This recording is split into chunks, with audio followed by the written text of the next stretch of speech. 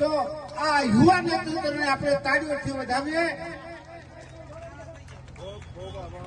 કોંગ્રેસ કોંગ્રેસ કોંગ્રેસ કોંગ્રેસ.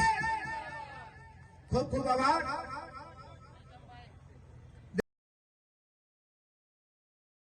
બંધારણ મજબૂત હોય આ બંધારણને બચાવવાની લડાઈ. આ ઇલેક્શન માત્ર ચૂંટણી નથી, પણ આ ચૂંટણી લોકશાહી બચાવવાની લડાઈ છે. આ ચૂંટણી બંધારણ બચાવવાની લડાઈ છે.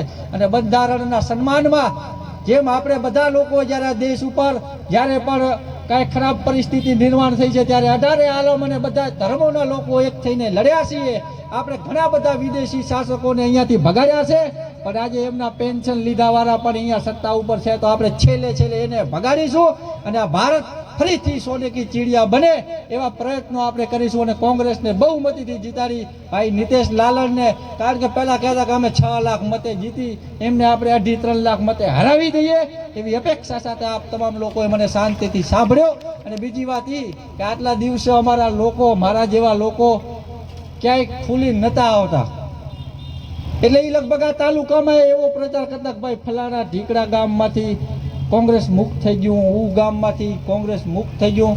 તો ભાજપના લોકો અહીંયાથી ચેતવણી આપું કે એક ગામની એક શેરી હવે એવી બતાડો તમે કહેજો કોંગ્રેસ મુક્ત થઈ, પણ તમે થોડા સમય રાહ જોઈ જાઓ, ઘણા બધા ગામડો ભાજપ મુક્ત કરી નાખીશ એવો તમને વિશ્વાસ અપાવું છું. આપ લોકોએ મને સાંભળ્યો બદલ આભાર, ધન્યવાદ. જય ભીમ, જય સંવિધાન.